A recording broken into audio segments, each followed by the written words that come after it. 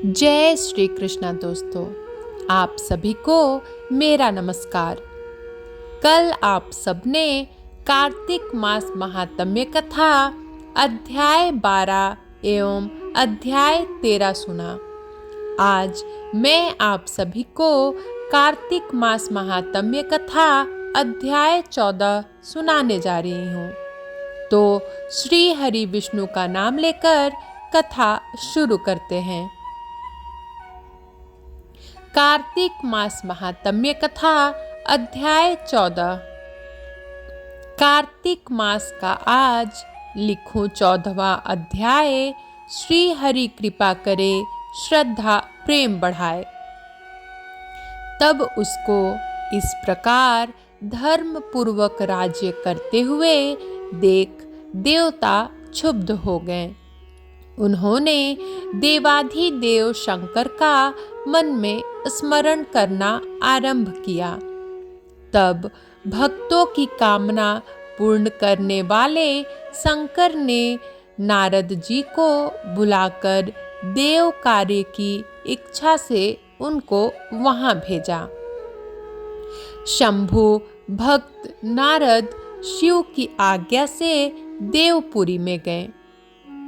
इंद्रादिक सभी देवता व्याकुल हो शीघ्रता से उठ नारद जी को उत्कंठा भरी दृष्टि से देखने लगे। अपने सब दुखों को कहकर उन्हें नष्ट करने की प्रार्थना की। तब नारद जी ने कहा, मैं सब कुछ जानता हूँ, इसलिए अब मैं दैत्यराज जलंधर के पास जा रहा हूँ।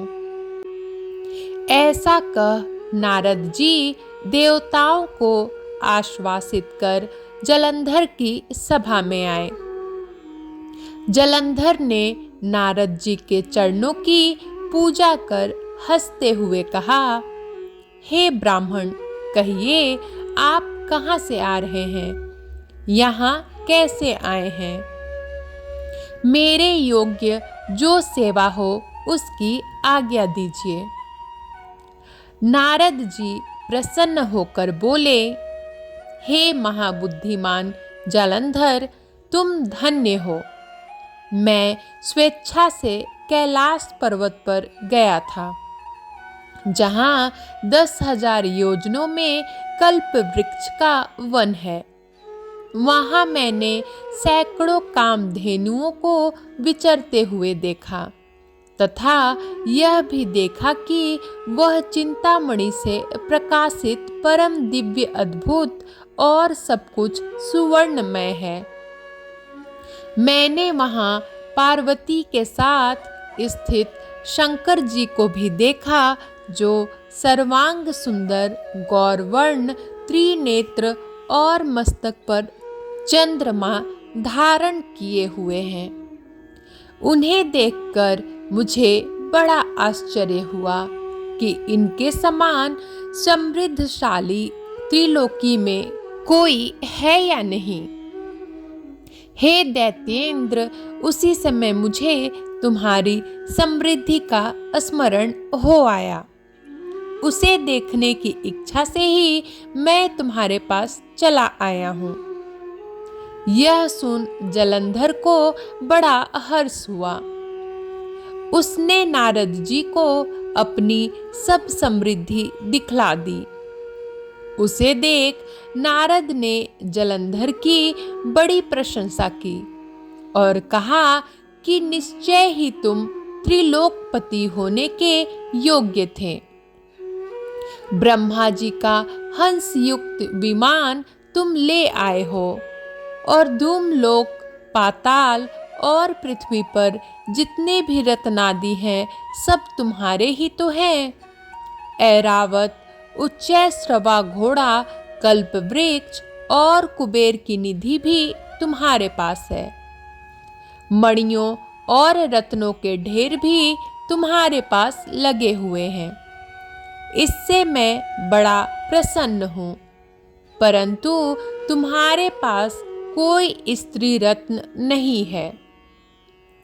उसके बिना तुम्हारा यह सब फीका है। तुम किसी स्त्री रत्न को ग्रहण करो। नारद जी के ऐसे वचन सुनकर दैत्यराज काम से व्याकुल हो गया। उसने नारद जी को प्रणाम कर पूछा कि ऐसी स्त्री कहाँ मिलेगी जो सब रत्नों में श्रेष्ठ हो। नारद जी ने कहा, ऐसा रत्न तो कैलाश पर्वत में योगी शंकर के ही पास है। उनकी सर्वांग सुंदरी पत्नी देवी पार्वती बहुत ही मनोहर है। उनके समान सुंदरी मैं किसी को नहीं देखता। उनके उस रत्न की उपमा तीनों लोकों में कहीं नहीं है। देवर्षि उस दैत्य से ऐसा कहकर देव कार्य करने की इच्छा से आकाश मार्ग से चले गए। कार्तिक मास महात्म्य कथा अध्याय 14 समाप्त हुआ।